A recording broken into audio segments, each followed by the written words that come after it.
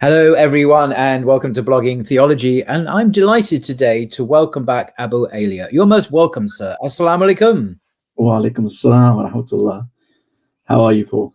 Alhamdulillah, very good. And how are you, sir? I'm good, alhamdulillah. Allah bless you. It's great talking to you. You're actually in London, where I am as well. Normally, I speak to people that are in, I don't know, America or whatever. We're actually just down the road from each other, which is quite a nice joke. We can reach out. We could. I can actually open the window here and just shout and do it that way, but we're going to do it over the internet. For those who don't know, Shaykh Abu Aaliyah is a scholar, author, translator, and director of the Jawziyah Institute. He has studied the Islamic sciences, theology, law, and spirituality with a number of scholars. He, along with his late wife, Ustada Uzma Jung, were both an instrumental part of the early Da'wah network up and down the UK from the 1980s onwards, quite a while ago. He also has an MA in Islamic Studies. He has authored a number of books, including The Golden Rule of Differing, a text on spirituality called The Exquisite Pearl, and one on Islam's earth ethics entitled The Earth's Complaint. His writings and reflections about spiritual and contemporary issues on Islam and Muslims can be read on his extremely good online blog called The Humble Eye. That's spelled the letter I, not the Y-E-Y-E, the I. And you can also follow him on his Telegram page. Now, I'll link to both of these in the description below. I do recommend them very much indeed. Now, we're going to be talking today about his new book called A Muslim's Guide to Modernity. And I've been reading extracts from this marvelous work on Blogging Theology in the last couple of weeks, with your permission, of course. Thank you for that. And you introduce your book by asking, modernity, what's all the fuss about? And you have some great quotes at the beginning of this introductory chapter. Which I'm going to get. And just to read a couple of them. These are not your quotes. These are quotes from other people right at the beginning of the introduction there. I've just highlighted two of them.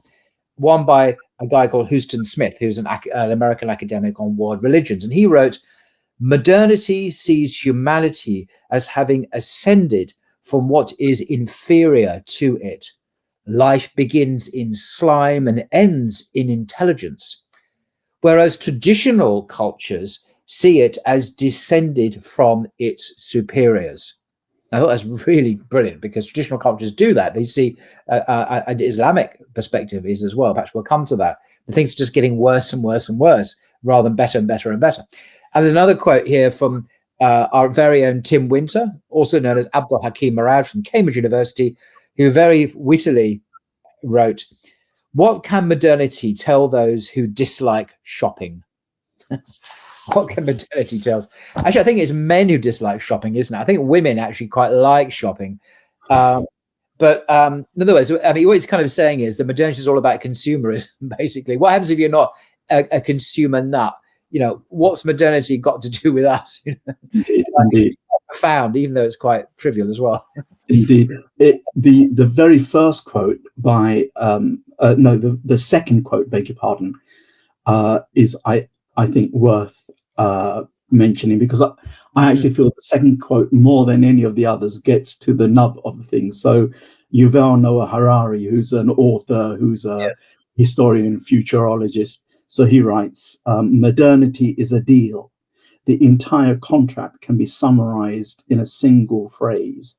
Humans agree to give up meaning in exchange for power. And that idea of giving up meaning or losing meaning is at the core of modernity. Yes. Yeah, that's very, very interesting. And you got another quote there from Jonathan Sachs.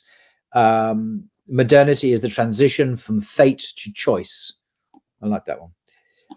But we could go on. But so what exactly is all the fuss about? Perhaps you could tell us.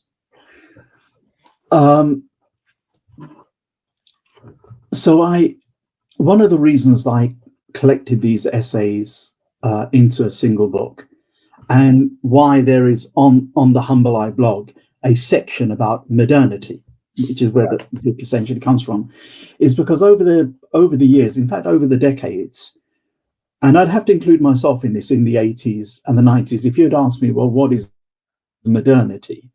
Modernity is just a way of being modern. What's so different or special about it? I don't know. Maybe inventions, technology, maybe. But a lot of Muslims in the Dawah, teachers, sheikhs, du'at, callers to Islam, preachers and teachers, are a bit stumped about modernity.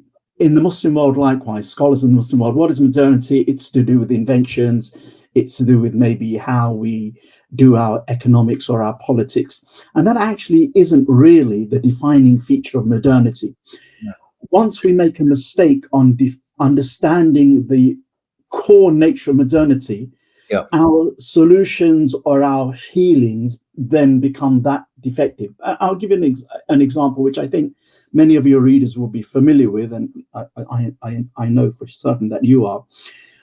In the early days, like in the late 1800s, in the early 1900s, beginning of the 20th century, some Muslim countries thought, wow, the Western Europe, or the West has overtaken us.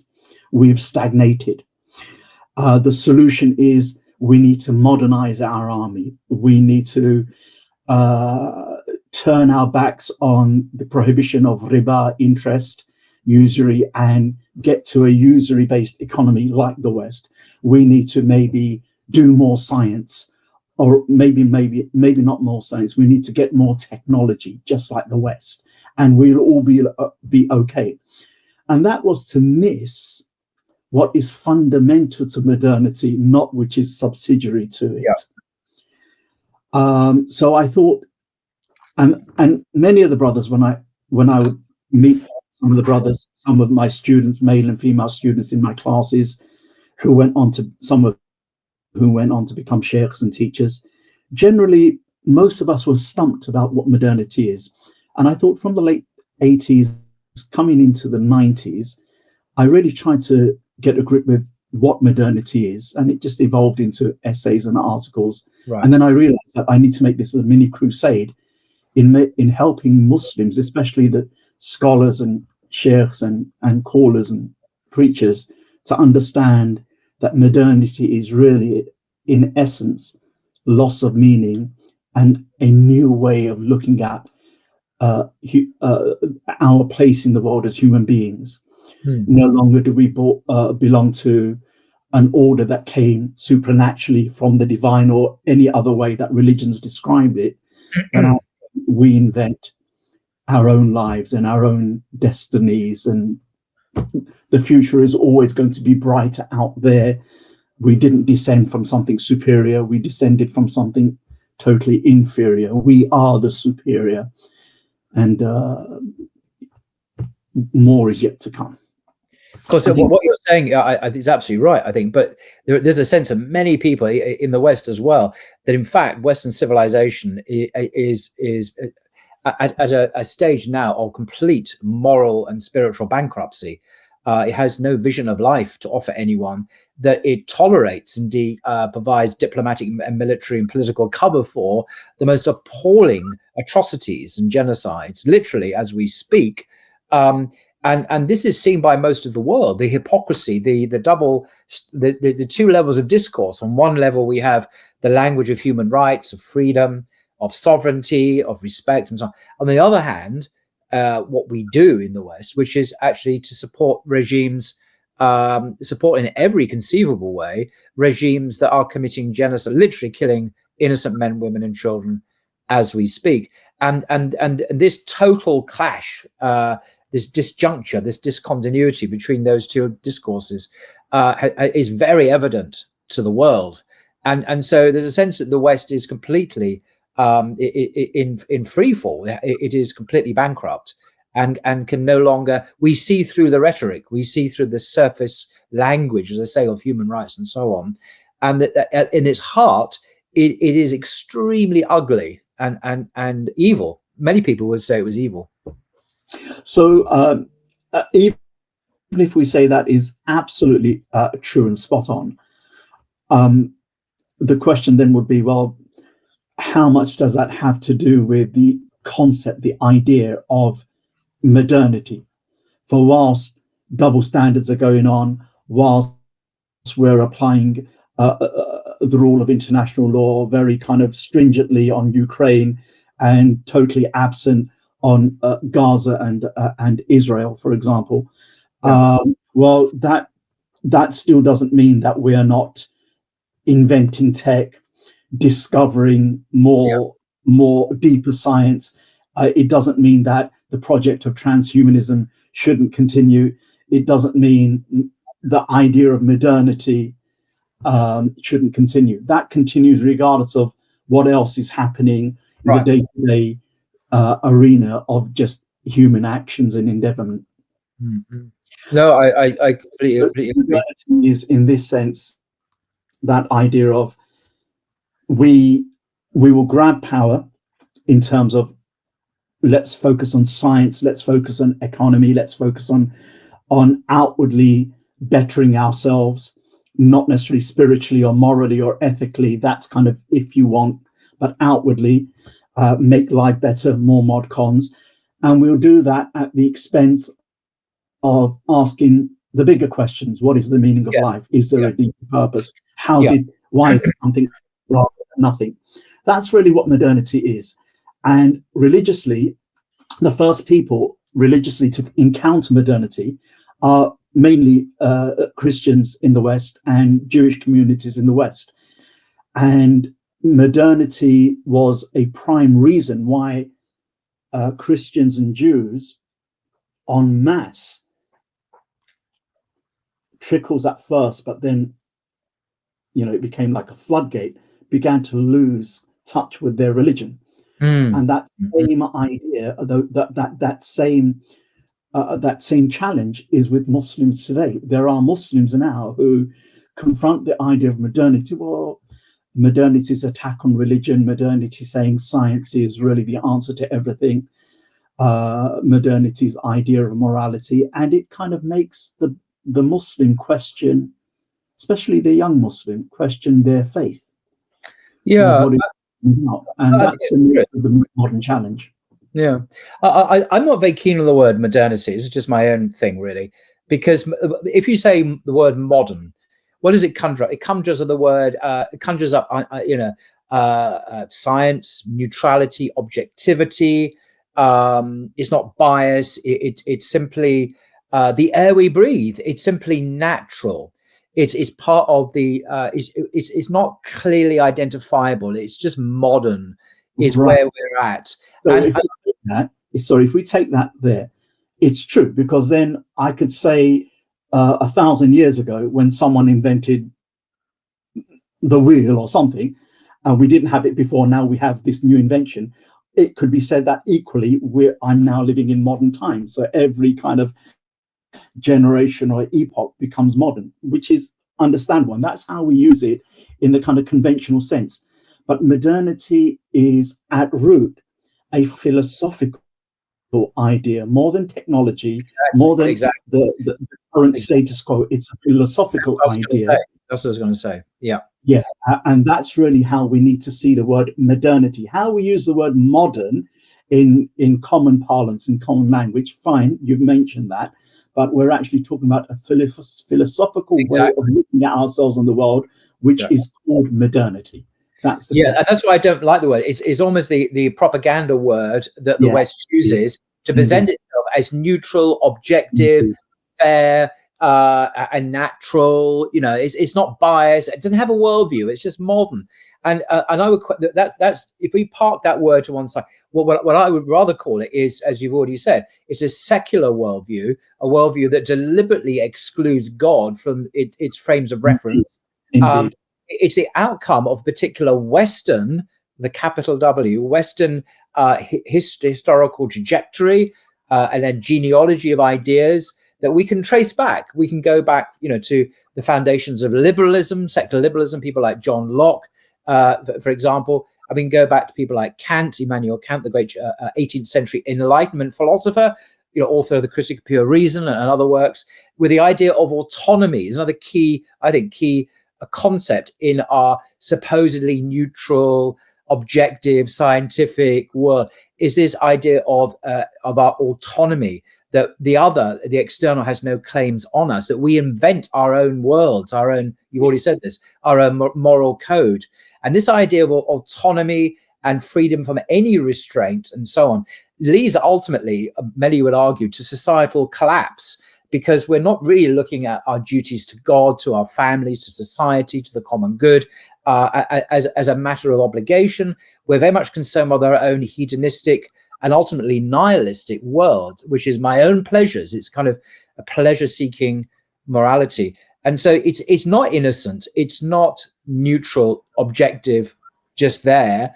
It is the outcrop, the outworkings of a very specific set of historical movements in the West. We go back to the Renaissance and Enlightenment, and then we have people like Martin Luther, then we have Kant and Enlightenment thinking, and then postmodernism, which is just like modernity on acid. I think it's not really a new thing. It's just modernity gone crazy, which is having incredibly negative consequences in societal collapse, the breakdown of the family, the so-called redefinition of gender.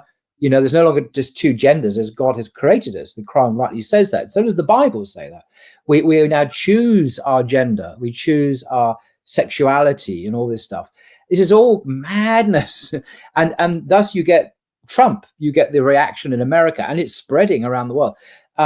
So I think it's the unveiling of this modernity word or language that I'm very keen on. It's not modern. That's part of the PR of the ideology. The reality is much more biased and metaphysically loaded. Absolutely. Is loaded with assumptions about the nature of reality. And it's that your book is actually very good at unveiling. You unveil it beautifully. And we're going to look at, does science point to God? You look at particular atheistic understandings of science, which are not required by science. They go way beyond what science requires. But it's assumed by people like Richard Dawkins that there's somehow atheism is intrinsic in the DNA of science. And you unveil this and you demystify it and you call it by its real name. So yeah, you're absolutely right. So there is the set of assumptions that modernity, the philosophical idea of modernity, has birthed. Not necessarily all planned. Some of it might have been planned, but it's come about, and it's not just something that's in the geographical West. It's now global, and it's not just something that I can discuss this and have a bit of a banter in a philosophical class. It actually has real world consequences of soul, salvation, consequences of broader consequences that believers and Muslims and non-Muslims will share, fracturing communities, fracturing relationships and families, making human self-worth purely judging in material terms and consumeristic terms. And we're heading down that road, and the world doesn't seem to be humanly, ethically, morally better than it perhaps once was. And that's to do with the nature of modernity. And all I'm trying to do in this book and in these essays is to get the reader, particularly our fellow Muslims, to understand, don't take things for granted, question them healthily, examine them. So when we have the idea of universal human rights, it sounds wonderful, but are they really universal, or are they particular to a particular culture or a framework, or are some of them universal and some of them very particular? Question healthily what we're being taught, and then here is the difficult bit for Muslims, and then see if we can measure that, weigh that in the balance of revelation itself. Not just my own particular ideas and what I feel, but actually, what does revelation say? Does it say anything conclusively, hinting at it? What does the revelation say about these matters? Such that I can reorientate the beliefs of my heart, reorientate the actions, the spiritual states of my heart and my intellect, and begin to maybe be a healer rather than just be part of the problem. Yep, that's good. So we're going to look at a couple of chapters. We're not going to go through them like an examination or anything. We're just going to perhaps touch on one or two points in some of these chapters. And we've selected some already. So there's chapter 6, which is in your book, this book we're looking at, modernity. Western Muslims, prophetically inspired voices of dissent. Western Muslims, prophetic, that includes you and me and all sorts of other people in Britain, America, Europe. How are we prophetically inspired voices of dissent? What's happening there? So first and foremost, the essay was written in about 2013. I kind of began to write this article on my blog around about 2011, 2012. And I remember for about a good year, I just got stuck in the middle of some point, and I thought I'll leave it. So that's point one. It's over 12 years old. And point two is, so many of these essays come from a particular background, that the Da'wah to Islam. So Muslims have been here since sizable numbers. Yemeni sailors and seamen planted their roots in Wales somewhere in the late 1800s. But larger communities, we started coming in from the Indian subcontinent in the late 50s and the early 60s. And from then, you can really say Muslims arrived on the shores of Britain in a real significant way. Yeah. But Muslims arriving in Britain is different than Islam arriving in Britain. Right. Islam arrives in Britain with the conscientious da'wah or call to God, to Islam, to revelation.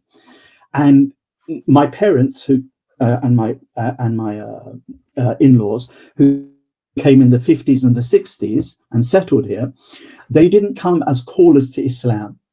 Right. They came as migrants, economic migrants. Sometimes people came as political refugees. They are Muslims. But my generation, it happened in 1979. There are two or three significant events that gives a few people in my generation, like myself, who were born and raised here, gone to school, university here, and 1979, so I'm about 14 years old, and the Iranian revolution happens, which we think is an Islamic revolution. But the point is, some Muslims, take control of a state and say, look, Islam. We thought, wow.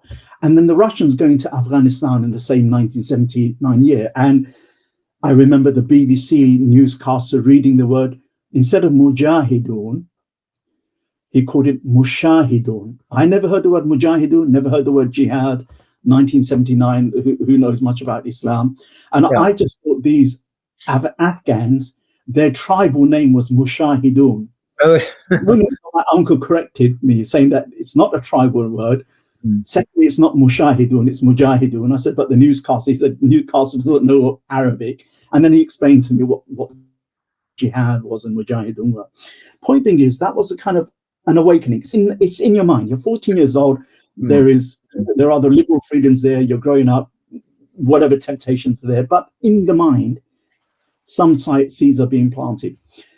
Fast forward, by the mid-80s, a few people in the UK are beginning to do da'wah in the colleges and universities. Not mosque to mosque, as one or two Islamic groups were doing, but actually getting out there in the youth clubs, in the places where Muslims and non-Muslims were, and the da'wah stuff. This is you and your wife were doing this, pioneers. I would have to say that my mentor, 5 years my senior, a person known as Abu Muntasir Munawwar Ali, who you know, he really is the pioneer of this. Interesting. Allah bless him, he really is. And he's, whilst I started in 83, 84 through him, for 4 or 5 years, or 2 or 3 years, 3 or 4 years, he was already doing this kind of da'wah, more or less by himself or with 1 or 2 other brothers. But it became very significant when he meets people like me and a few others in East London, and it takes off in 83, 84 in a really, really big way. universities at that time, there you'll never find a sister in hijab or niqab. You'll never find brothers with beard. You'll never find Muslim identity. You'll never find prayer. You'll have Asian societies, Pakistani societies, but you'll never have an Islamic society. And if it was a byword for an Asian society or an Indian society or a Pakistani society. There wouldn't be nothing much Islamic there. But that changes slowly and steadily, trickle by trickle at first. But by the late 80s, it's like kind of the Da'wah has more or less kicked into fourth or fifth gear. Before that, it was just plodding along. So it's coming from that angle. And at that time, the only way many of us knew how to be Muslim is, well, if you go out and carry on what you're doing, which is just socializing with the wider culture, you'll lose your faith. Best to be insular. There's no guidebook here. There's no deeper wisdom. Even scholars were scratching their heads. Scholars from abroad were scratching their head how best to be Muslims as a minority community. There was no kind of. You see, people don't realize. I mean, you say people scholars scratching their heads. There's a reason for that. It's because in terms of the Sharia, I mean, surely the Sharia gives lots of rulings about this. Well, we're not really supposed to be here in large numbers in the first place unless we have specific duties. Da'wah is number one, of course, unless we're diplomats, oh, you're the ambassador for the caliphate or something, or maybe trading, maybe you're a merchant or something. But we're not supposed to be living here in our millions as a minority in a land which is not Islamic or not Muslim. This is correct me if I'm wrong, this is pretty new territory, and hence we don't have classical rulings from the scholars from the four mazhab saying, oh, well, we know what you do here. If you live in Europe, you're supposed to do this, this, this, and this. You're not supposed to be here.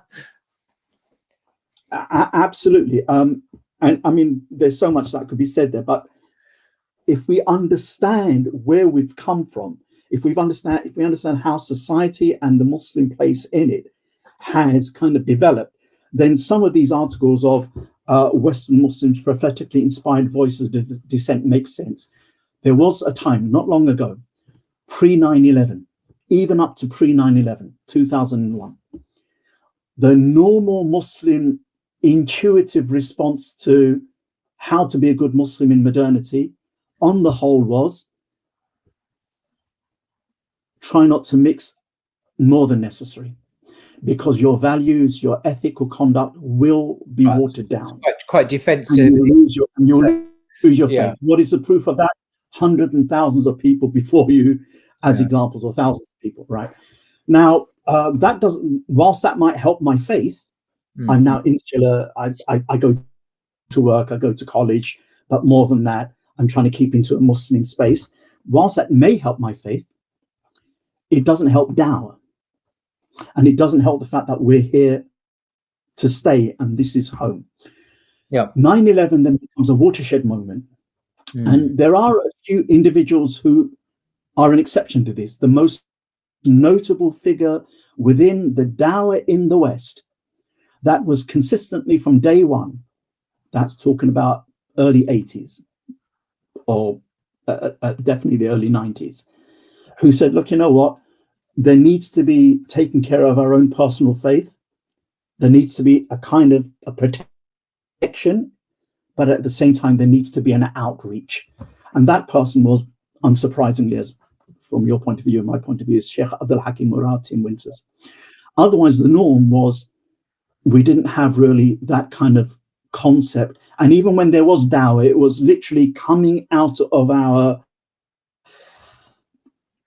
bunkers, reaching out, doing quick Da'wah. There were people like Ahmadiyya, of course, the Shaykh Ahmadiyya, who, in a very different way from Abdul Hakim Murad, of course, but nevertheless gave, I've heard this countless times from Muslims today, that at that time in the 90s or whatever, Ahmadiyya gave them confidence, made them feel proud to be a Muslim. He pushed back polemically in debates, in these fantastic, vast debates at the Royal Albert Hall or something, against Christian missionaries, and he whipped them. He whipped their, not whipped literally. He defeated them because of his brilliant use of language and his great knowledge of the Bible and of Islam. He just wipe the floor with them. So that da'wah was a kind of a da'wah, because Muslims were learning about how to speak about Christianity, for example, how to speak about the Bible with Christians, and that is a form of da'wah, a form of knowledge. So, but he couldn't get more different from Abdul Hakim Murad in terms of the temperament and the kind of way it was done, of course. But essentially, I mean, these are contemporaries who are very prominent on the scene, as you say. Agreed. So I'm not saying that there wasn't any da'wah, but I'm the emphasis here is otherwise we were doing da'wah in the unis and the colleges, reaching out to whoever we could. But I'm talking about where this particular piece is coming from, this idea of prophetically inspired dissent. It's coming from a place of what should be our theology, our religious outlook. We know insularity not only doesn't seem to work, producing kind of ghetto communities, but we also understand that we have da'wah needs to have its place. So what is, when we open the Quran, when we open the Prophet's Sunnah or Seerah, what are we seeing that can most resemble our situation?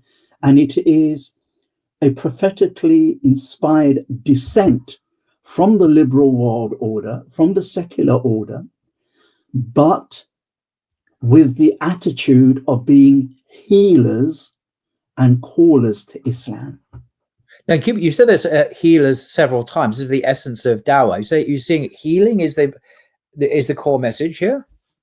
Absolutely. So healing what? Human beings have been created in a state of fitra, their innate intuitive tendencies to believe in God or to believe in some higher power. Modernity comes along, secularizes everything, and says all of that is rubbish. And various faith communities, including Muslims, but more so Christians and Jews in our context, struggle. Okay, so healing for a Muslim is to restore the idea of Tawheed and God's remembrance and oneness. Healing from the Muslim perspective is getting the hearts to be interested in God's revelation. Healing is to remember the Abrahamic morality that really underpins what it means to be human in the Quranic sense of the word. Healing then also means, well, look, you know what? Maybe you want to consider your drinking culture and all of the social, financial burdens and destructions it imposes upon society and individuals. That's also a healing. Healing might also be that actually having loads and loads of children out of wedlock without fathers and parents, and making that a culture rather than just divorce is natural in the human condition, becomes a problem in society. Healing at all levels, but at the deep or existential level, it's reinstilling in the hearts of those who have lost it the remembrance of God and the Tawheed and the oneness of God. Okay, that's really what we mean by healing. Okay, thank you. So should we look at the next chapter? Language matters, because if it's a case of like going back to the Ahmed Deedat thing, one of the two things about Ahmed Deedat, rahmatullah alayh. One, you're absolutely right. I can't think of a single person who didn't hear him, including myself, back in the mid-'80s. And actually we went on kind of tour with him, the Albert Hall one that he did with Shurosh. We, as a group of young Salafi brothers, we were the ones who were kind of on the back organizing that, and then did the security for it. I don't know how that we got that, but we did that. He would inspire confidence, and he gave us that, we don't always have to close the door and kind of duck and dive. We can actually go for it. But the second thing he did was, when you're doing polemics, and you're doing your argumentation, it creates in young people, especially, an argumentative nature, not necessarily godliness.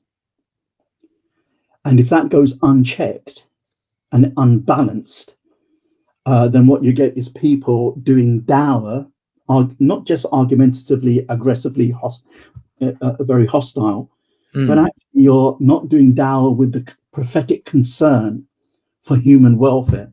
You're just trying to win an argument. That's not prophetic or Islamic. We certainly see that at Speaker's Corner all the time. But it's pretty much a bear pit down there quite a lot. I don't mean necessarily the Muslims are necessarily like that. I'm not going to go there. It's not a place that's conducive to healing and this prophetic concern for the well-being of others. It's a very coarsening, toxic environment. Can I tell you a little story? The first time we went to Speaker's Corner, this is back in about 84. There was only one person on the box, one Muslim. He was a really elderly Englishman. He had the gentlest Englishman voice that you could ever hear. He was softer and gentler than even yourself, Paul. He would stand on the box. You haven't seen me at Speaker's Corner. I'm not soft and gentle at Speaker's Corner. Thank you so much. Rain or shine, and he would speak, and you could barely hear a word, but he was calling to Allah and Islam. And then a year later, us young brothers, in the form of someone called Abu Sufyan and Abdurrahim Green, got on the box, and it was as loud as ever. And that was the beginning of the modern day Speaker's Corner Da'wah. It's a lot worse now with the cameras and so on. A lot of people are performing and making money out of the YouTube. Obviously. Okay, so moving on to the next chapter, which is chapter 11, which is certainly more controversial, I think. You say the goal of the Sharia is justice, not equality. Now, there is this discourse amongst some so-called progressive or modernist Muslims, or whatever you want to call them, liberal Muslims, that the Quran is about egalitarianism. It's all about equality. And you're saying no, it's about something even more profound, which is justice. So why do you make that distinction, and what's going on there in that chapter? So I actually thought that most Muslims, despite the culture, despite the liberal culture, most Muslims kind of were clear about this issue, that there is Islam, the Quranic language is more about justice than it is equality. There is sometimes an overlap, but at the heart of it, it's justice. I also thought that generally Muslims are savvy enough to know that there is a distinction between justice and equality. Sometimes there's an overlap and sometimes they're completely different. And then more and more, as I'm kind of talking to people online, and a few things happened in the United States politically with individual Muslim actors and organizations. And I thought, wow, I don't think this is as clear as it should be to Muslims. I think I'm going to write a piece. And it came from that. Because by 2019, when I wrote this piece, I remember, I'm being very general now, so I'm not going to try to pinpoint anyone. I remember one particular Muslim personality in the States, public persona. She says that, look, Islam is always about equality. And so anything that doesn't, and the Quran insists that anything that doesn't measure up to this equality can't be Quranic. And the response to that was, well, what about these laws in Islam? What about these laws? Well, we have to see, are they laws of Islam at all? And I thought, oh, shock horror, this is disastrous. I thought maybe that's the individual person, that's not the general run-of-the-mill understanding. But I found that it's beyond that one person. There were quite a few. Yeah. So it's a movement, progressive Islam or something. Yeah. Absolutely. So I just wanted to make this point that look in the Quran, and you will see that the Quran speaks about justice all the way. And very rarely does it talk about equality, except spiritual equality. And so once we change, it's a bit like author of Animal Farm, George Orwell. When Orwell speaks about Newspeak, okay, 1984, and that Big Brother scenario, if we begin to change the language of in this case of the Quran, we change the whole values and beliefs. So Islam speaks about equality, justice, putting things in their right place. Okay, وَضْعُ شَيْءٍ عَلَى مَوْضِعِهِ. is what justice is. Putting something in its proper due place.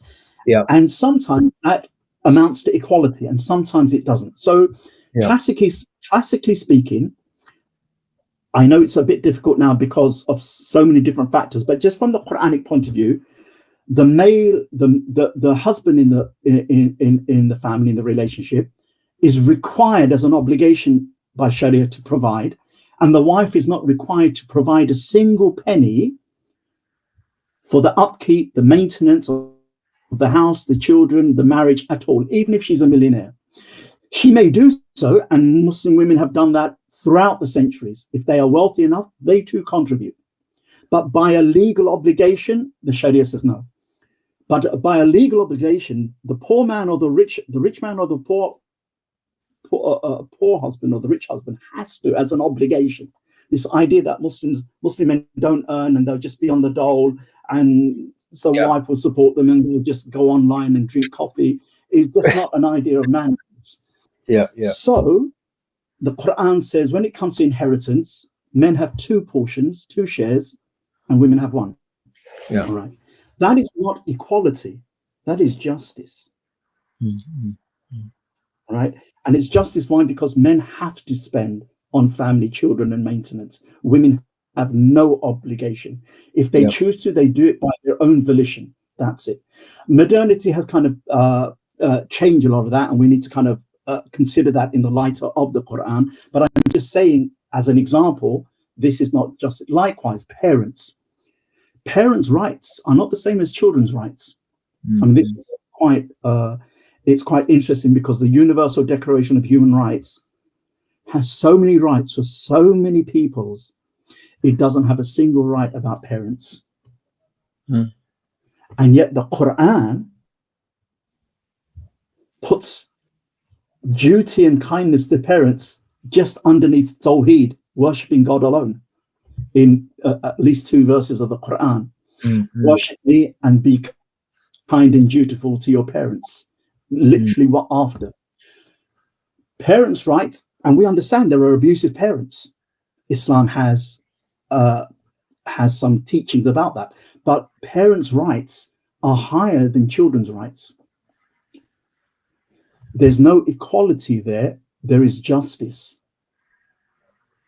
And it's not just on that kind of social level, the social roles and families and so on. You also you talk about justice regulates differences in the created order.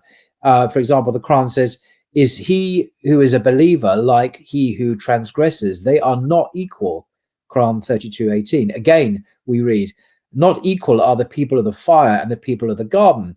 It is the people of the garden that are the true winners." Quran 59:20.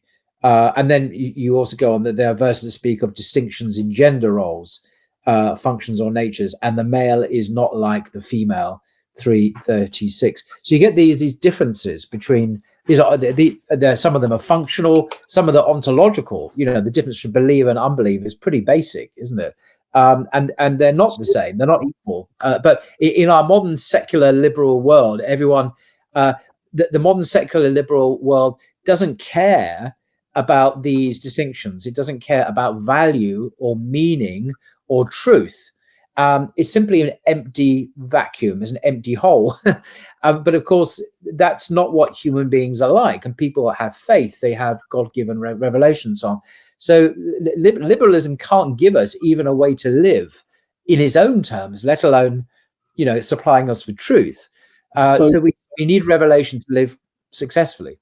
Indeed. So the point of this very short essay or article was that, especially in Da'wah and when we're engaging in talking to our non-Muslim colleagues and friends and family, let us be careful of the language we use, because we may unintentionally distort Islam. There were 1 or 2 people, in my opinion, 1 or 2, who knew that this, you know, equality and justice aren't the same thing, and the Quranic language is more of justice and equality.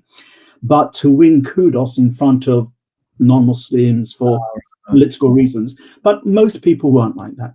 we have a good opinion that most Muslims, when they stumbled and didn't realize, it's because we haven't. One of the things that the book says is we need to be a little bit more intelligent, not academically intelligent, not, oh, I have to go and study philosophy now, but we just need to have a better understanding of the message of the Quran, of the message of the Prophet ﷺ, and how that weighs up with what we have of liberal modernity, so that we can sift through ideas and values in a beneficial, godly, Islamic way, neither to reject everything nor to just suck in everything. And so it was just, look, O callers, O teachers of Islam, just let's be careful about the language we use, and let's not pander to something outside of Islam, because once we start changing the nature of language, that's game over. That's game over. I mean, it's a bit like, sorry, just on this point on Gaza. So there is now this, in the kind of higher echelons of the West, normally in the political order, is it a genocide by the Zionists against the Gazans, Palestinians? Is it not? Well, international law says the definition of genocide involves an intent to eradicate a race. Can you prove intent, not just killing loads and loads of civilians and Palestinians? Very easily. That's besides the point. That's besides the point. Is, how is it that consistently all of these civilians and children and babies are being mutilated, massacred, blown up, being denied basic human needs and necessities, medicine, food, water, so on and so forth?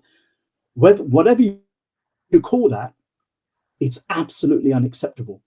And so Muslims need to understand, not every Muslim, some Muslim advocate groups like Cage, they need to work for it is a genocide, along with those other non-Muslim human rights experts that agree. But many of us, we don't need to get into that as much. What we need to get into, look, whatever you call it, my friend, men, women, and children are dying who are ostensibly civilians. And I disagree. I mean, the intention is clear. There's a report by Amnesty International, which is available online, which details in horrific with references. I'm going to cut you there, because we're going to go off on a tangent that I think you might have misunderstood me. I'm not saying there is an intention to target men, women, and children. Yeah, because they're that's beyond doubt. All right. The definition of genocide is intent to target a particular group of people, or a race of people, or an ethnicity of people. Yeah. And intent is really hard to establish from a human being. It's clear they have intentionally targeted women. I think Amnesty International do say that intention is clear from the many statements from government, from Prime Minister Dahmer's army people, IDF, and numerous statements which are very clear. There is an intention from their own statements. Yeah. So Paul, let me make myself clear, and to the audience, I'm not saying that it can't, that there aren't credible voices, and I'm not saying that this is my opinion or not. I'm just saying, from an Islamic point of view, this article about justice, equality, remember we're trying to tie these things in, is language matters. Yeah. Because it feeds into a reality. Sometimes the reverse is opposite. The reverse is the case. We can get stuck on language. So if someone says to me, Abu Aaliyah, this thing on 2 shares, 1 share, this thing on believers, people of Iman in paradise, people who deny Iman in hellfire. That's not justice. That's something else. And let's call it boo-boo land. So fine. Brother, I'm not going to quibble about the term first, even though there is a Quranic term. Let's get the concept clear. Right. Do you believe people who believe in God are, they have a relationship with God different than, yes, you do. Okay, actually, those people who have that relationship in the Quran, this word is used.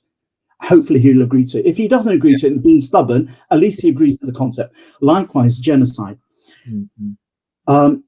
Whether the international law, which has proven itself currently to be an abysmal failure, whether international law and all the actors associated with it agree it is a genocide or not, whether it can be a watertight case or not, is besides the point. What counts is an army of a state continues to intentionally target women and children and men, and has made its expansionist goals as clear as day. Oh yeah, genocide or not, this is unacceptable, and we need not argue so much about the genocide. We need to just get on with how do we stop this barbarism. Okay. That's my point. The point is the reality, and the point can become later. Yeah. Okay. Sorry. Just to say, this article was just a way of saying is, let's be careful about terms, and let's understand realities behind terms. Justice, because Islam says put things in their proper place. I think it's a great definition of justice. I can't treat my brother and sister in the way that I treat my parents. Right? There is an honor that belongs to my parents. There's a hierarchy as well. This is a dreaded word we're not supposed to use anymore. A forbidden word, a taboo word, a hierarchy. There's hierarchy in family. It's a very natural hierarchy, which of course everyone instinctively acknowledges. A child is not of the same level as an adult when it comes to rights and responsibilities and duties and so on. And and in a sense of complete control a parent has over a young child, and not despotically or tyrannically or abusively, but in a responsible way, of course. But nevertheless, they do have absolute or near absolute control over all sorts of things in the child's life.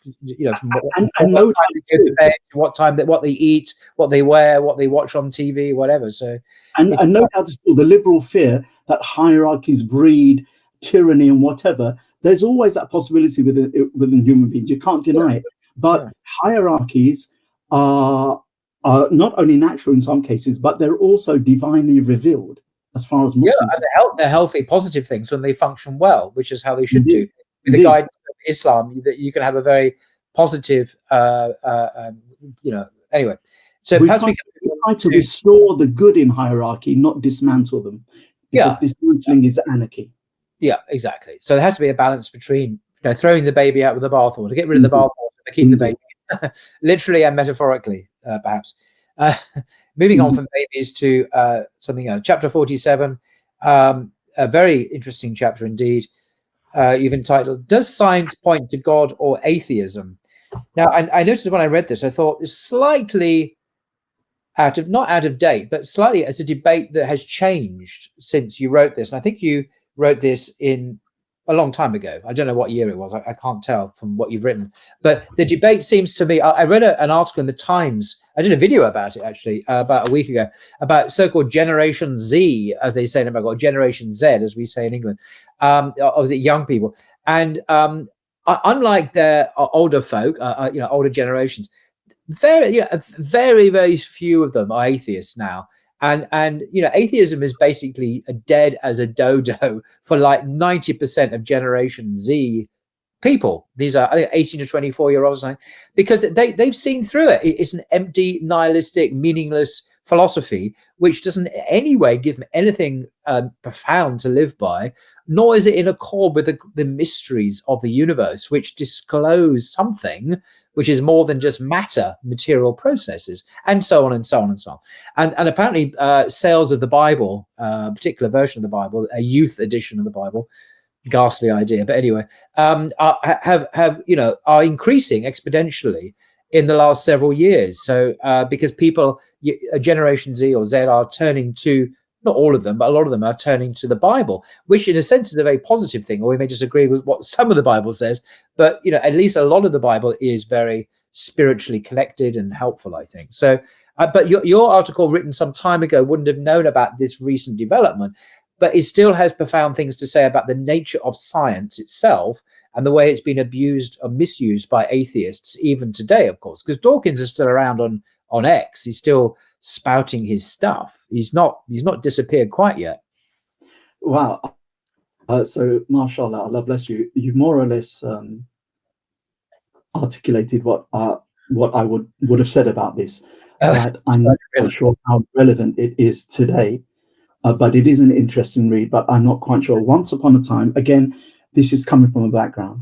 So between, say, well, Dawkins really was beginning to make headways with his well-written books on atheism in the mid-80s onwards. They were becoming international bestsellers. But by the mid-90s, New Atheism, as it was called, was in kind of real top. And coming into the first decade of the new millennium, they were like kind of, in the stratosphere. So it comes from that place. Now, I totally agree with you. I don't know the stats. I don't know, but one kind of intuits that the new atheist bully tactics against religion has kind of worn out. It's kind of lost its steam. Nonetheless, the article still has some, as you said, some real beneficial points about it does. The religious debate. But otherwise it's Dawkins. Dawkins currently is dead in the water. He doesn't think he is. He thinks he's still got a lot to tell us all. But I agree, he is, which is good because he's also he's very Islamophobic as well and arrogant and stuff. And I think people get put off by his kind of ad hominem attacks and whatnot.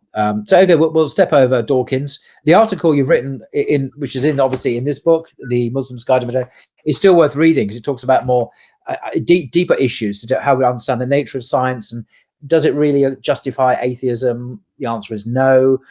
In fact, it does actually, in its disclosure of the universe, point to some fantastically amazing phenomena which point to, directly or indirectly, the existence of a transcendent mind, or God, as we would call him. So I think it's still very relevant, that piece, even though Dawkins is dead as a dodo, thank goodness. To be literally dead. He's not literally dead. Another article, the next one, if we move on to the next one then, is number 42. This is there's 3 left. There's the 42 and then 2 more after that. And again, I don't know what you think about this. This was written apparently, you do say in 2015.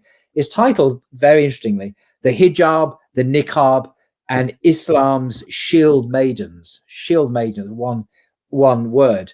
And you talk about, modernity's kind of paradoxical, how women should be able to, as autonomous beings, they should be able to wear what they want. But of course, modernity, Western secular liberalism, let's call it what it is, because it's not this kind of neutral term, which is just objective and universal, pretensions of universality. No. It is a particular Western character with assumptions which come from Europe and now the United States, which are going global through colonialism originally and now through globalization. But very unequally, it's not like it impacts in the same way. France is not, Saudi Arabia, they're not the same in terms of the impact on people in the real world of so-called modernity. But do you want to say a few words about the hijab? I'm glad you include the niqab there because that gets a really bad press, even from some Muslims. And I think it's really unfair the way women who choose to wear the niqab to respect, to honor God and their own dignity as women are often really misunderstood and attacked. So 2 things. One, it's the shortest article in the book. It's these 2 pages. Written in 2015. The hijab, the niqab, and Islam's shield maidens. Shield maidens. So when I was 14, I read Tolkien's book, Lord of the Rings, and I really became a Tolkienite, and I became a fan of Middle Earth. That's where it's from. And even though I would have read that word shield maiden in 2014, it didn't strike me until I reread Tolkien again when I was, I think in not 2014, when I was 14, I read Tolkien. Sorry, when I was 20 in 1985, I read Tolkien again for the second time. Right. And then I picked up that word shield maiden, and I really liked it. Yeah, and so there's this female called Eowyn. She belongs to the Rohan. In It's a Scandinavian idea that Tolkien brought in, that there are these women warriors who would go out and fight with men, and then after the fighting is done, they wouldn't be warriors, they'd be back at home doing what women stuff did in those kind of medieval times. And I really like that idea of women who wear hijab and niqab are the most visible symbol of religiosity and Islam in society, especially women who are veiled, who have the niqab. So that's point one. Because of that, and perhaps because from a male point of view that they are women, they become, for that reason, targeted, and also from the women's feminist movement, targeted because they are the antithesis of everything feminism stands for. So they are more of a target than a brother with a beard or a turban or whatever. They are on the front line and have always been on the front line in so many ways. And many of us men fail to understand that. That's point one. Point two is there are, I feel, so this is anecdotal, so I could be completely wrong, and it's only my window of experience, but it's a window of experience that I've seen from the mid-80s onwards.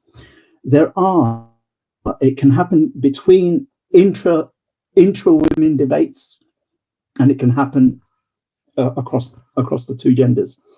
There is this disdain sometimes for a woman wearing the niqab.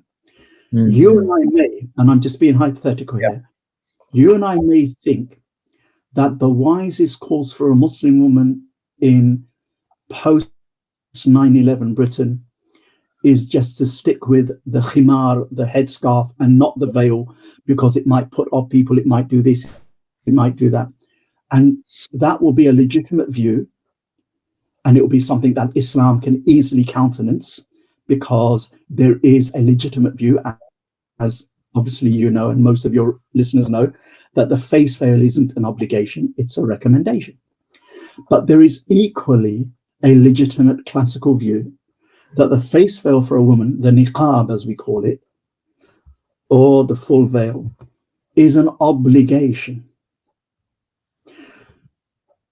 So one, it's not for me and you or any other woman to decide what a Muslim woman should do. We need to leave it to their own godliness of whether they think the face veil is an obligation or a recommendation. If they think it's a recommendation, there is more freedom not to wear the veil, because it's recommended, not obligatory. If they believe it's an obligation, then they have to do what they feel is obligatory. Both views are pleasing to God, are pleasing to Allah subhanahu wa ta'ala. And you and I have no right to trash a view or scorn a view that Allah loves. Okay, so that was my second point. It was coming from there. And the third point was simply this, that you can have, just like with men, we can be Muslim outwardly, and not just outwardly, but a lot outwardly for identity. Women can do that with the hijab as well. It can be identity more than it can be godliness. It's fine in the sense that identity externally, inshallah, hopefully will filter down into the soul as godliness eventually. So we're not going to stop it. But we need to individually be careful. Am I doing identity politics, or am I doing that which Allah loves? Because love is different than identity politics. And that's the point I was trying to make. And I found no other way of making this point than to quote those two passages from Shaykh Abdul Hakim Murad. Yes. No, it was it's your shortest chapter, also a very good one. I was very impressed with it. So thank you for sharing that. I do encourage people to meditate on it and read it. I was hoping it could be one of your readings that you could do in about 3 minutes and post it as a video. I did actually have it down as one of my readings. Actually, I got around your readings, I have to say, Paul, really give life to some of these very kind of yawn and boring kind of way. No, that's the point. They are well written. Therefore, it's. I'm just a parrot who, without the plumage, as I say, who parrots. All credit to you for your wordsmith skills. But number 51, chapter 51, our penultimate chapter, a lot more substantial. This was written in 2018, titled "Existential Angst: The Modern World's Crisis of Meaning." Modern meaning. So this is there's some fantastic quotes here. There's a particularly wonderful one by Jonathan Sacks, which I may mention in a minute. But do you want to just kind of comment on that? How about you read the Sacks quote, and that kind of just kind of triggers me to think of what to say, because I'm trying to think. I mean, I'd actually come across this quote before elsewhere. It's just fantastic. Jonathan Sacks, who I think is on what page are you on? Sorry, 316. Jonathan Sacks was a former chief rabbi in the UK, actually. He lived up the road from where I am now in St. John's Wood. And he said something very profound about secularism, about secularists, people who don't believe in any value that transcends their own desires. What secularists forgot is that Homo sapiens is the meaning-seeking animal. If there is one thing the great institutions of the modern world do not do, it is to provide meaning. Science tells us how, but not why. Technology gives us power, but cannot guide us as to how to use that power. Think of the atom bomb, for example. The market gives us choices, but leaves us uninstructed as to how to make those choices. The liberal democratic state gives us freedom to live as we choose, but on principle refuses to guide us as to how to choose. In other words, it's empty. It has no purpose and meaning. He then finished by saying, this is Jonathan Sacks, the result is that the 21st century has left us with a maximum of choices and a minimum of meaning. Maximum choice, virtually no meaning.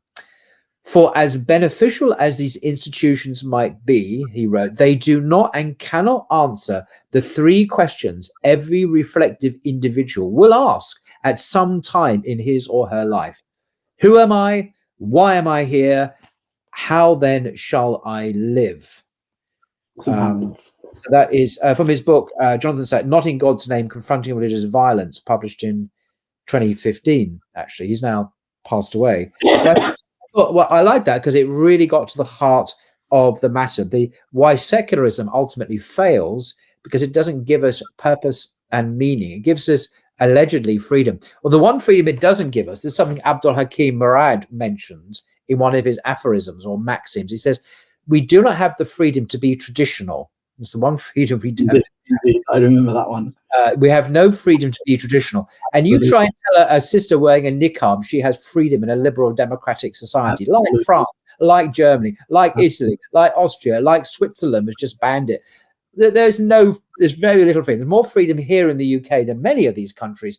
Liberal democracy, you don't really have freedom to be traditional. In other words, to have traditional values about gender, about alternative lifestyles, about dress, about all sorts of things. You'll find yourself severely tested if you have those views. But in other views, you do have freedom. So there's a little anecdote with this. I remember, not on this particular article, but there are other articles where I've quoted the late Jonathan Sacks, the late rabbi. And I remember receiving an email, an email, and it's quite a furious email, that did you know that this, and he adds certain words to say about Sacks, is a Zionist supporter, and he doesn't say a single word for Palestinians and this and the other and whatever. And I wrote back and saying, this may very well be true. And I've read him widely, and I've never come across anything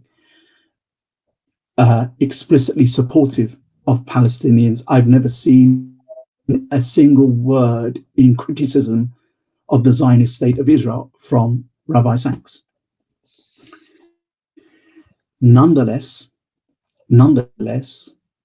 I personally choose to take this astute scholar, okay, of the social sciences, and not because he is or was Zionist or Zionist sympathizer or whatever, but simply because what he said there is not just spot on, but is articulated in lovely language, intelligent, wise language. And the Islamic principle we're taught from our scholars all the way back to the teachings of the early Imams is that the truth is accepted from wherever it comes. And that comes from the fact that the principle is taken from a number of passages, but nothing as startling as Hadith in Bukhari, where Abu Hurairah radiallahu anhu said that when I was guarding the grain stock, Satan came to me and said that I can teach you something more valuable than all of this. And I was a bit kind of iffy, what's Shaitan going to tell me? What's the devil going to tell me? And he came back the second night and he said the same thing. And so I'm coming to you, O Prophet ﷺ. And the Prophet said, what did he say? He said, he told me about the virtues of Ayatul Kursi, the verse of the footstool, the verse of the throne. And the Prophet ﷺ said, he has spoken the truth, but he is a devil. And as Ibn Taymiyyah says from there, and this is not just Ibn Taymiyyah, but this is just across the board, that we can take knowledge from someone, even if we don't take them as teachers for one reason or the other. So whilst the late Rabbi Sachs was not, as far as I'm concerned, a teacher for my understanding of political affairs, especially concerning Palestinian rights, that doesn't mean he didn't have anything to speak to the voice of conscience and faith at all. And this is something which we as Muslims find very much within the life of the Prophet, and because he is so much of our Islamic poetry from which we better understand the Quran and we better understand the Arabic classical Arabic language, comes down to us in verses of poetry written by idolaters. So they're not even like Jews and Christians who have a kind of concept of revelation and prophethood and God. These are idolaters, and quite often those verses are in context of wine drinking, womanizing, and tribal boasting, disgraceful virtues. But we don't extol the poetry because written by a person who commits shirk or extols womanizing or drinking. We take the poetry because they better help us understand the classical Arabic language and hence the Quran. However, I do feel, and this is so anecdotal, Paul, I could be so off the target here, but I think it's worth saying. You could even scrub this out if you want. We are now, alhamdulillah, I think more and more young Muslim men and women are reading widely outside of the Islamic tradition. Okay. But there is a danger of not being grounded in our own tradition. So I've come across people who've kind of read Heidegger, they've read Albert Camus, they've read this person, they've read that person, but their understanding of just the Quranic message is kind of infantile. And we need to be careful of going to the other extreme. One extreme is kind of let's not benefit from anything outside of the Islamic tradition and none of the stuff from Sachs or whomsoever. And the other extreme is that I'm kind of not grounded in the basics of Islam because I don't have a basic relationship with the Quranic message, or which might be more problematic, because at least I know I don't have a relationship. I can do something about it. But what if I'm now filtering the Quranic understanding through the lens of traditions and ideologies and values outside of Islam. We can't although I agree with you, of course, you were saying is very profound. I'm certainly not going to be scrubbing it out. I always find it hard to understand what you, in terms of my own experience, because I read the Quran every day. Not in Arabic, I hasten to add, because I'm not good enough to do that yet. But if one engages seriously with the meanings of the Quran on a daily basis, I don't understand how one's going to be seduced or influenced away from the core repeated messages of the Quran. The transcendence of God, His Majesty, that we owe our allegiance to Him and to His Prophet, upon whom be peace, and the reality of the Akhirah and Judgment Day. All these themes and many others keep on recurring. If this is the central reality within which one exists in terms of one's epistemology and metaphysics and so on, it's very hard to see how one could read Heidegger and you mentioned Heidegger, who was actually a Nazi, and I'm not being rude about him. I mean, he was actually a card-carrying National Socialist under Adolf Hitler, and he never renounced his past. After the war, he survived, became an academic, continued his academic work after the Second World War. So he was actually National Socialism is not going to be a very interesting alternative ideology for a Muslim. And you mentioned Albert Camus. I mean, without being rude about him, I mean, he was an atheist. He was a pederast. He was a nihilist. He was a great writer of fiction, of course. Algerian descent, I think, French guy of Algerian descent. Again, I just don't see how one is going to be influenced by that if one is focused on the Quranic revelation. It simply cannot compete with these fantastic themes in the Quran. And I know you're not making that simplistic juxtaposition. No, you're right. I still find it hard to conceptualize how one could be seduced by Heidegger, of all people. There's an assumption there, though, isn't there, Paul? Which is that I have a regular relationship with the Quran. True. And that's not necessarily a given for individual Muslims or individual Muslim households. It's not a given. It might be more of a given for converts than it is for born Muslims. Again, this is just anecdotal. I'm not making any fatwa up. There's no stats to prove this or disprove this. I'm just suggesting that when a convert, it's almost, barring converts coming to Islam for the sake of marriage, men wanted to marry a woman, for example, something like that. Converts, besides things like that, coming to Islam with some level of being informed. That's about the Quran, about the basics of Islam. That's not necessarily the case with those of us who are born Muslim. The situation might be getting better now.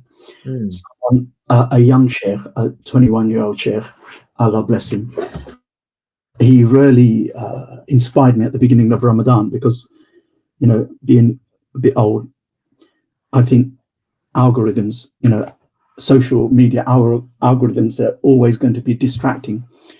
He said, this is true, Abu Aaliyah, but it also has a flip side to it, which is that when I keep finding Islamic content, forget about the quality of the Islamic content, but I keep flicking for Islamic content, the algorithm is blind to that. And then what it does is it keeps feeding me Islamic content. So many young Generation Z people, he said, of my generation, so many I know, he says, that I engage with, they are regularly reminded of God through the algorithm. I almost felt like weeping that, subhanAllah, through something that so many of us, including myself personally, find very destructive and disturbing, Allah finds a way of allowing people to still approach Him. Oh, this is very true. This is very true. The algorithm works both against us and for us.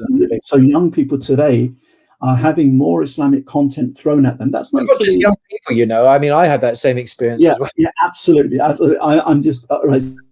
So I'm being a bit generic. I scroll as well, but I imagine I don't scroll half as much as others. I do. No, this is true. No, I kind of live on social media to some extent. But yes, Albert Camus. So all I'm saying is that the writings, secular writings, or writings from Christian authors and Jewish authors about some points of religion, religiosity, keeping faith alive. Some of it is very beneficial. It's not an obligation for me to read. It's just that if I do, I'm not going against the Quran. If I don't, I'm not going against the Quran. And secondly, make sure I do so with the right understanding of the Book of Allah, the right kind of theological, spiritual grounding. One doesn't have to be a scholar, but one does have to be a bit grounded. No, I completely think. My concern is discussions are taking place online by some du'at and whatever, and they're well read in some of these works, and sometimes works of Ibn Taymiyyah by non-Muslims who don't get the point of Ibn Taymiyyah as Ibn Taymiyyah's idea of godliness, not some academic refutation of Razi or some philosopher or some Neoplatonic issue, because that's not Ibn Taymiyyah as such. Ibn Taymiyyah is, you take godliness and the realities of faith away from the Taymiyyah discourse, and that's not Taymiyyah at all. Mm-hmm. No, indeed. And we need to just be kind of find a sort of balance somewhere. Yeah, well said. Our last chapter we're going to look at today is actually a section of chapter 28, which you've asked to look at this particular section. You've entitled Imago Dei, created in the image of God. Imago Dei is Latin for image of God. There's actually a Christian. I first came across that in the Christian context as a way of speaking of Adam and Eve being made in the image of God. It says in Genesis, beginning of Genesis. But it's actually very. But when I first came across this, very controversial in some Islamic circles. This whole language of the image of God is seen as somehow really unacceptable, inappropriate, even though it's found in Bukhari and Muslim. This language apparently. But anyway, you wanted to conclude on this particular section of chapter 28. What was your thinking in that regard? So the last chapter that we were talking about, existential angst and loss of meaning, the last thing I wrote there brings us on to this point. There's a couplet and 2 lines of poetry by one of the great moral spiritual masters of more recent times. And he sums up how the Muslims just look at the world, whether it's modernity, whether it's before that. And his poetry is, it's profound, but it's very, very meaningful. He says, إِنَّمَا الْكَوْنُ مَعَانٍ قَائِمَةٍ بِالصُّوَرِ كُلُّ مَنْ أَدْرَكَ هَذَا كَانَ مِنْ أَهْلِ الْعِبَرِ. He says, indeed, the whole cosmos is meanings set up in forms. Whoever understands this is from the people of discernment. We look at the natural world, the starry heavens, or the beauty of the natural world on earth. We don't stop at just the beauty, but we peel beneath the layer to see what the beauty points to. That's the believer's way. We are now undergoing trials and tribulations in our life, either because we're Muslims or just because we're humans and we have trials and tribulations. We don't stop and look at those trials and tribulations. We peel beneath the surface and see, is Allah trying to tell me personally something about my life, about what I should be doing? The hijab is not just a piece of cloth or a face veil. It's a way of modestly being. Fasting in Ramadan is not the mere abstinence of food and drink in the daylight hours, but fasting, which means to abstain, is at the higher level, abstaining from sins, the eyes and the ears and the hands, fasting from disobedience. Higher than that, especially in the last 10 days, Fasting is fasting from as many distractions from God as possible, which is why there is that spiritual retreat called i'tikaf in the last 10 days, whereby ideally you draw the curtains around you in the mosque and just, that's it. Let's see if I can just last 10 days, just Allah, Allah, Allah. Because fasting is fasting from the things that distract us from Allah's remembrance. That's a higher level. It's not an obligation, it's high level. Why? Because fasting has meanings, layers. The whole of life has layers of meanings that the eye of faith, or the heart of faith, begins to at least conceptually understand from the Quran and the life of the Prophet's Sunnah or Seerah. And then we begin to internalize that in our lives. So coming on from that meaning to the Imago Dei, one of the reasons why I suspect people find this a bit problematic is, alhamdulillah, intuitively and theologically, Muslims are averse to anthropomorphizing God, making God like a human being. Yeah. See this as the arch problem of Christians, okay? Yeah. And very much like Orthodox Judaism, they disdain this kind of imagery, although maybe not like Judaism, because Judaism does do that quite a bit, anthropomorphize God in some way or the other. So that could be one reason. The second reason is, like myself in my journey, I just thought before I was a practicing Muslim, this was a Christian concept. When Muslims speak about people being created in the image of God, they've learnt it from Christians rather than Islam. And sometimes we have learnt it from Christians rather than Islam. But as you quite rightly said, and as the article says, it's a well-established, agreed upon hadith, muttafaqun alayhi, Bukhari and Muslim, inna Allah khalaqa Adam ala suratihi. Indeed, Allah created Adam upon his surah, Surah can be translated as image or form.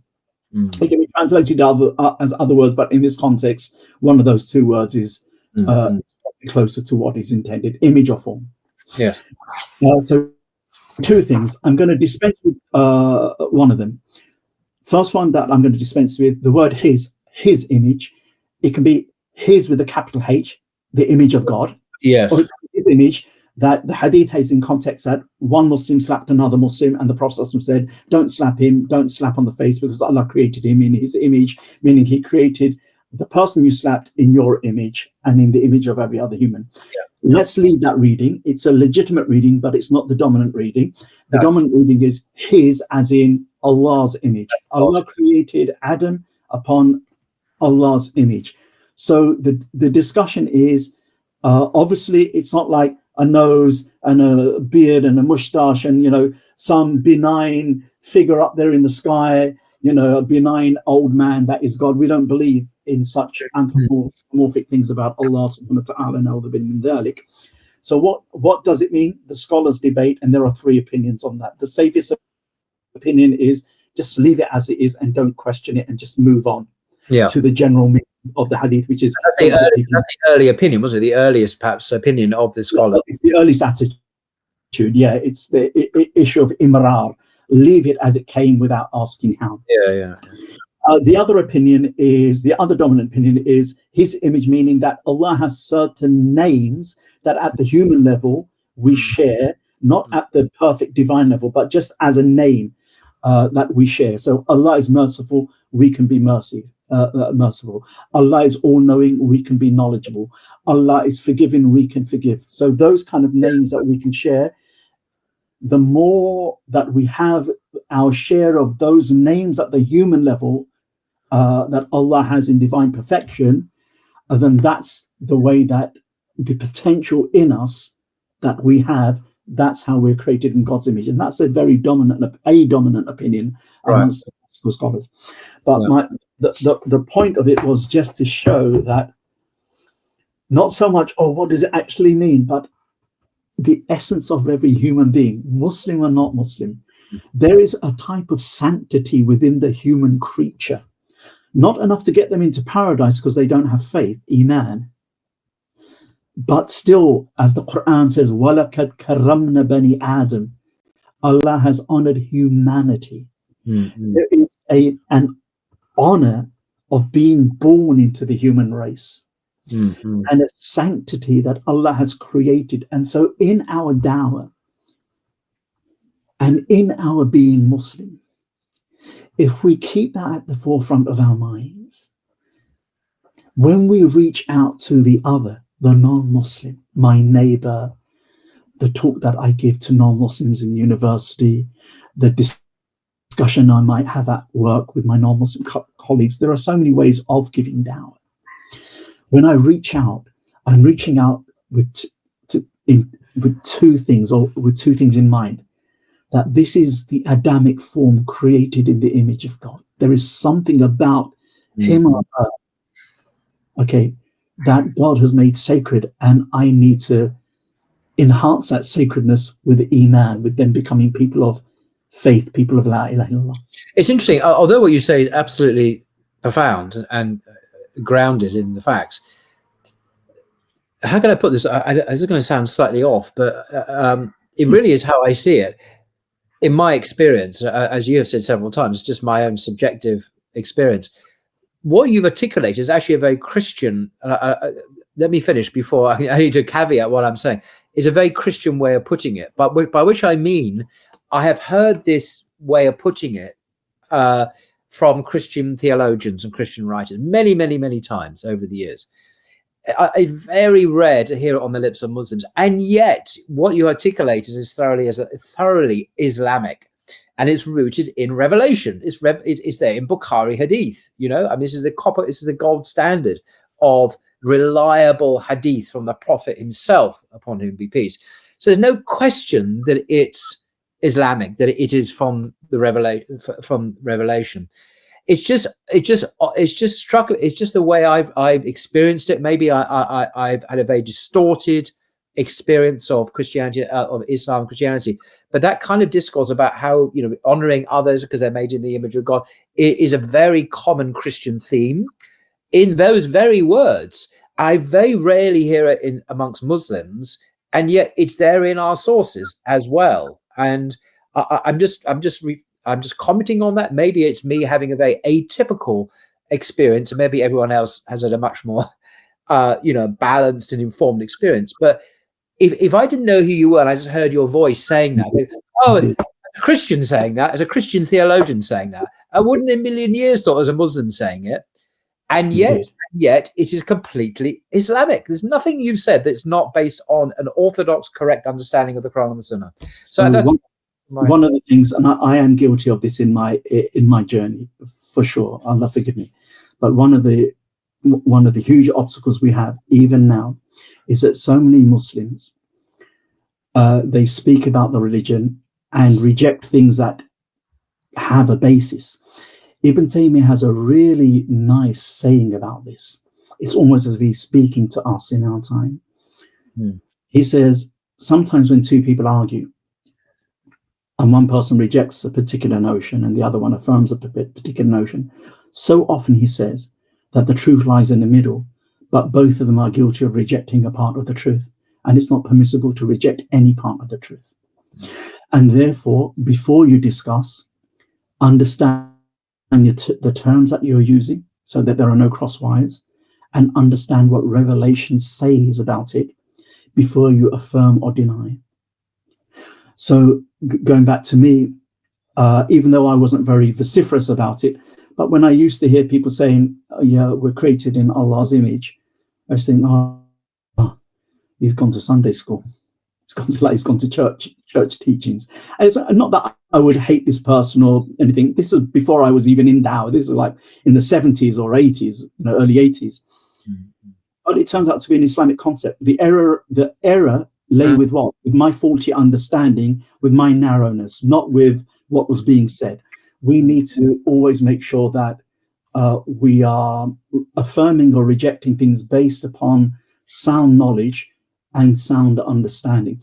So the point of this was that We can either do da'wah, and we can either engage the other in a very matter-of-fact way. We are Muslims, you are not non-Muslims. Inshallah, we're people of paradise, and God knows best, but if you carry on this path, you'll be people of hell. And we can, very matter-of-fact, and that isn't wrong in itself, okay, as a kind of strict letter of the law thing. Or we can be prophetic, which is have the concern for the human other. How to have this concern? Many ways. One of the ways is remember who they are. Remember what their origin is. They're created in the image of God. And the second thing that they have, was my second point, was we all, before we were embodied creatures, we were little souls, tiny specks of light, some shining brighter than others, as per the sound hadith, and as per the verse in Surah Araf, the 7th chapter of the Quran. And we were all paraded in our soul forms before we were physically embodied. And Allah said, Alastu bi rabbikum, am I not your Lord? And we all said, Bala shahidna, yes indeed you are our Lord, meaning the one that we will worship, and we bear witness to this. And then we are born into this world. So every human being has this echo of Alastu in them. Mm-hmm. We just have to reach out over that rust to help them retrieve that Bala, that yes indeed you are.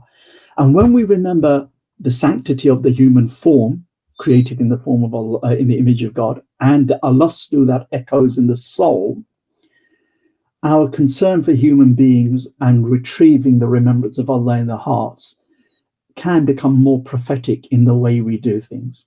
Mm-hmm. Because Allah loves that we act from the ruh, the spirit, rather than the ego. Allah is not interested in the anger of the Muslim if the anger comes from the nafs, the ego.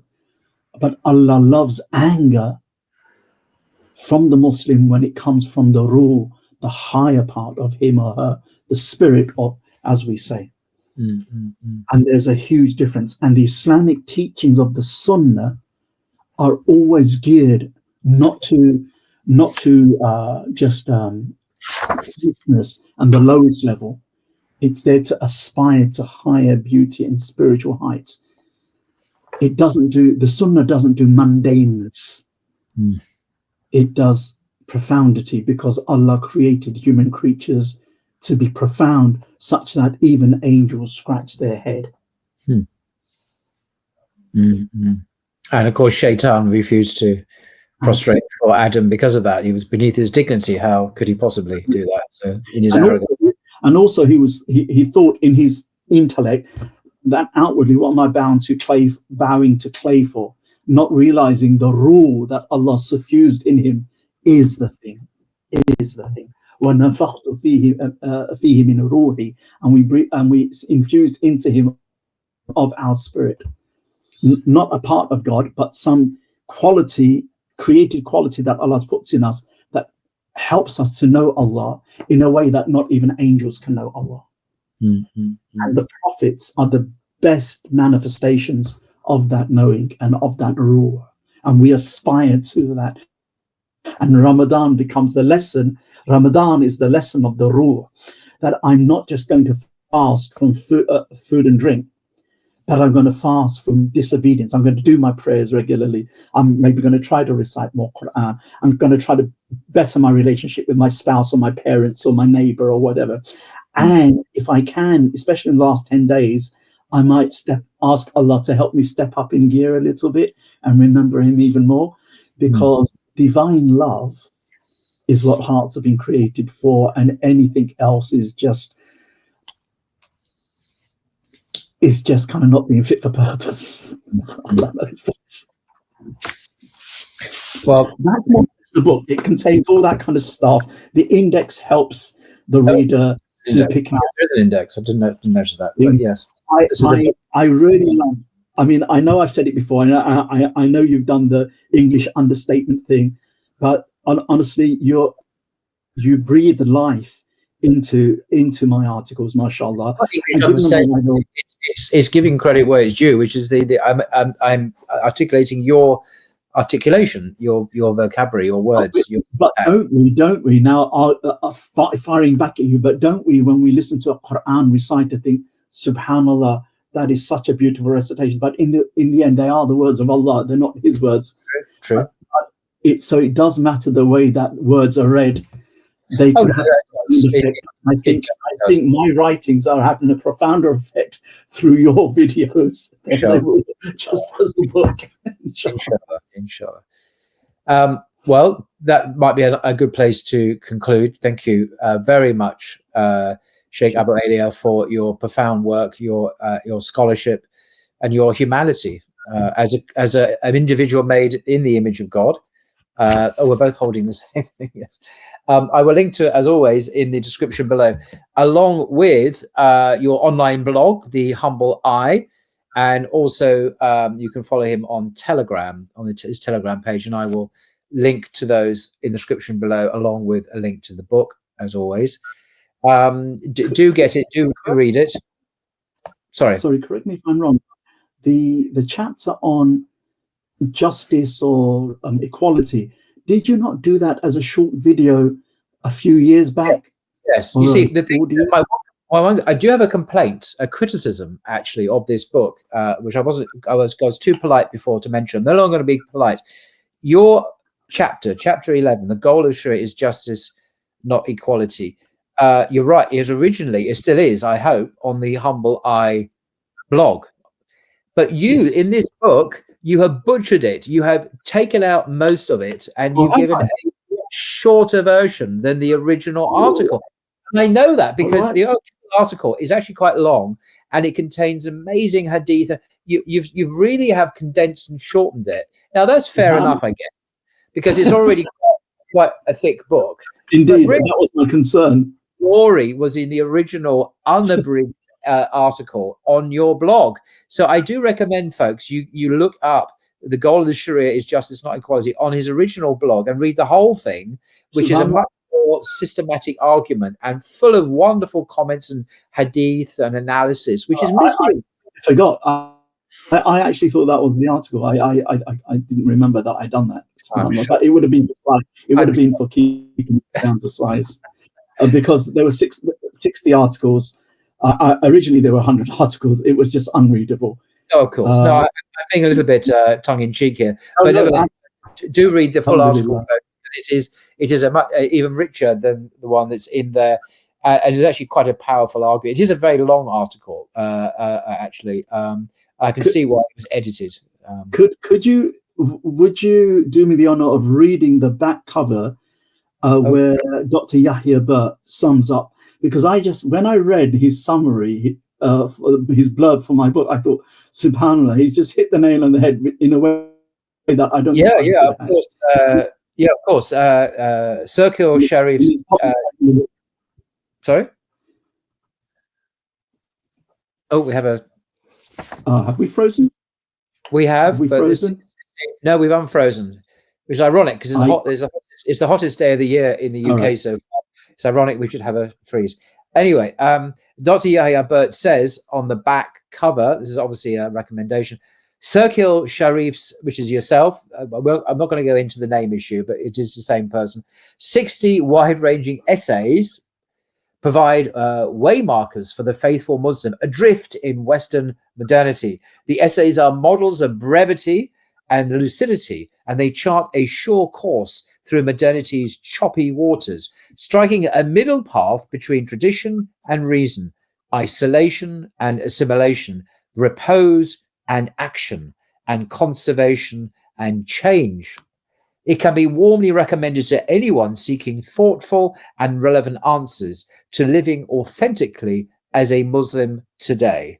There's a comment by Dr. Yahya Burt, Research Director for the AN Institute, and many other things as well. So that's a very, very nice recommendation and commendation. And I agree with more than the book deserves, but it really does get down to what I hope the book would be. Whether it's achieved that or not, that's for you to decide. Yes, you've got Prince Ghazi from Jordan recommending it as well. That's the last recommendation. It seems to me that he says about yourself that you understand both Islam and the contemporary West both perfectly in a way that not more than a handful of people in the whole world do. This is praise indeed. I fully recommend these profound meditations and excellent short essays by him to any Muslim confused by our times. That's Prince Ghazi. I was thinking of not putting that in, and I consulted a number of people. And the chairman of the Royal Al Institute of Islamic Thought. He's also the official. He's a diplomat, Jordanian. He's in charge of the Jordanian government's position on religious education and things like that. He's a senior figure in the Jordanian government. I relate to him as an academic. He really is a good academic. Oh, he's academic as well. Yes. He's definitely so. Yeah. He's got a couple of PhDs, as you do, and no, he's a scholar, very much a scholar. Indeed, and some of his books, the Thinking Person's Guide to Islam, people need to check that out. Oh, there's a wonderful series, The Thinking Person's Guide to Islam, and a whole range of topics, which are definitely worth reading. And yes, and I've had the honour of meeting him a couple of times as well. So that's it, folks. This is the book, A Muslim's Guide to Modernity. Do get it or give it to your friends. Enjoy, contemplate, inshallah. Thank you so much. So thank you very much. Assalamu alaikum to you, Shaykh. Allah bless you for. Thank you. See you next time.